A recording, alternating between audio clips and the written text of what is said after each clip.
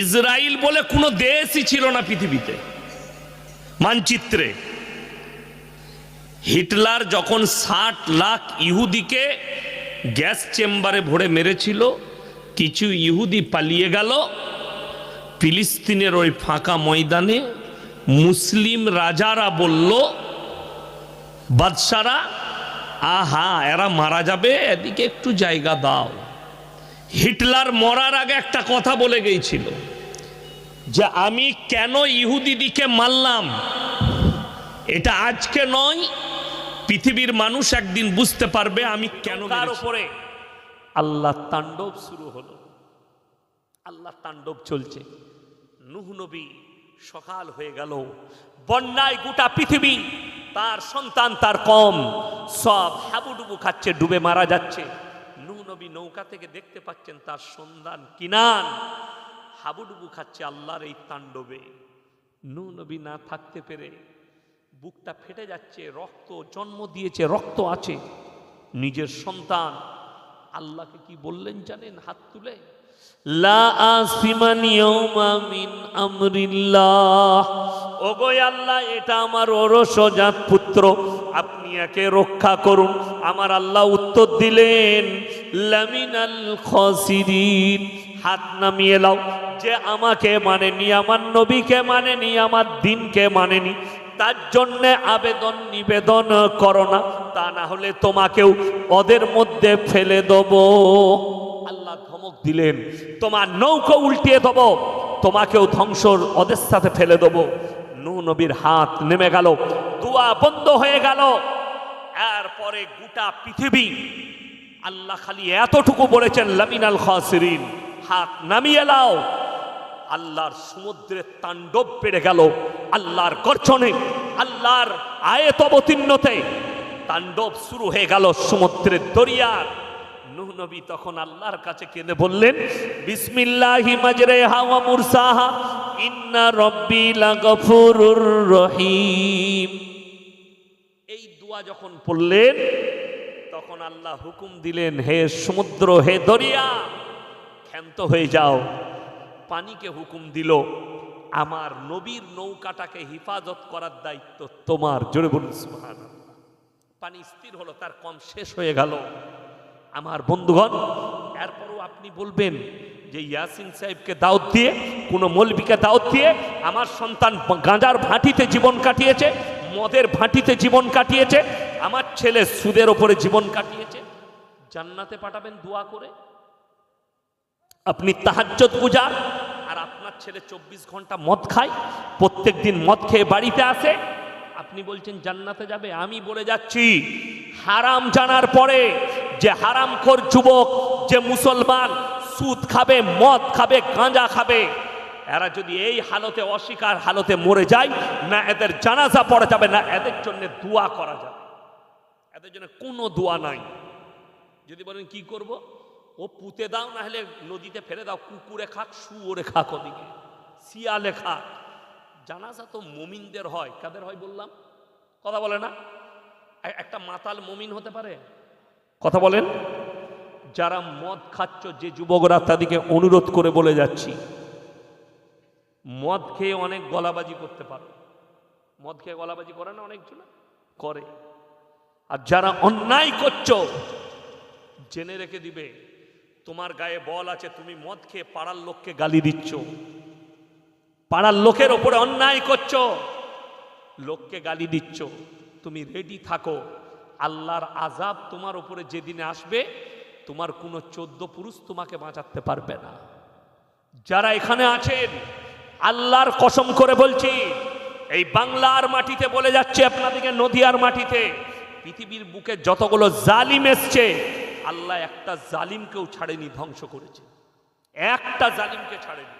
আপনি হিসেব করে দেখলেন, পৃথিবীর ইতিহাস বলছে, যতগুলো জালিম এসছে, একটা জালিমকেও আমার আল্লাহ ছাড়েনি, সব ধ্বংস হয়েছে। যারা জুলুমবাজি করেছে, প্রজাদের ওপরে যারা অত্যাচার করেছে, ওই জন্য আপনি নেতা হন, মন্ত্রী হন, এমএলএ এমপি হন, সব হন, কিন্তু যদি বলেন আমি তো এখন গ্রামের নেতা, আমি যা বলবো তাই হবে, আমি অন্যায়টাকে অন্যায় ঠিক বলবো, ওটাই হবে, তো জেনে রেখে দিবে তোমার জবানকে বন্ধ করার মতো ক্ষমতা আমার আল্লাহর আছে। তুমি তো সামান্য একটা কীড়া মাকড়া, তুমি তো সামান্য একটা মানুষ।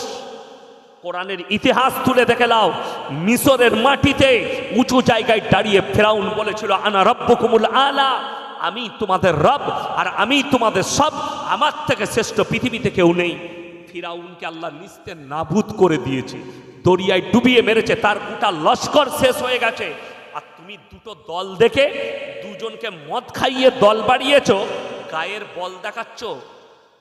তুমি রেডি থাকো, আর তোমার সাথ যারা দিচ্ছে সে মাতাল হোক আর না হোক, জেনে রেখে দিবে এই জুলুমের সাথ যারা দিবে, আল্লাহ তাদের জুবানকে কিভাবে বন্ধ করতে হয় আল্লাহর থেকে বেহতার কেউ জানে না। আল্লাহর মারে আওয়াজ উঠে না, আওয়াজ উঠে, আওয়াজ উঠে না।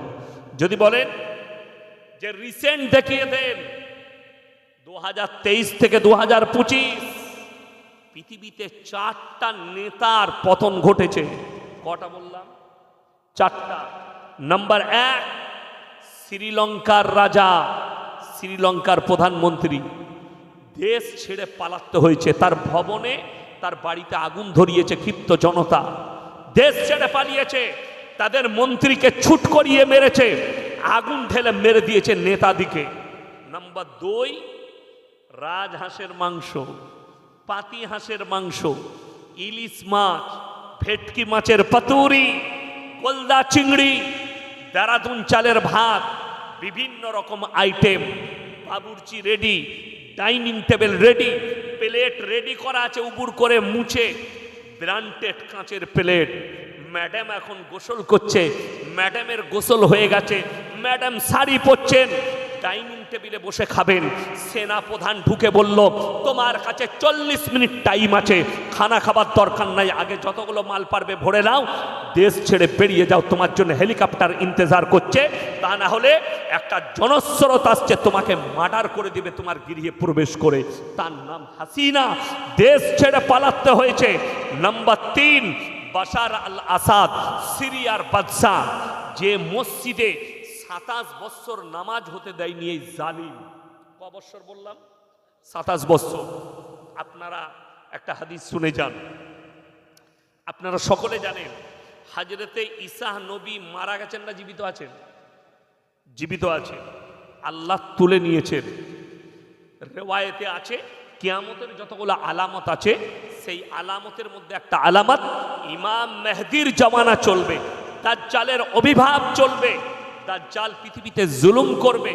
সেই সময় আল্লাহ তাআলা নামাবেন কাকে? হযরতে ঈসা মসিহকে।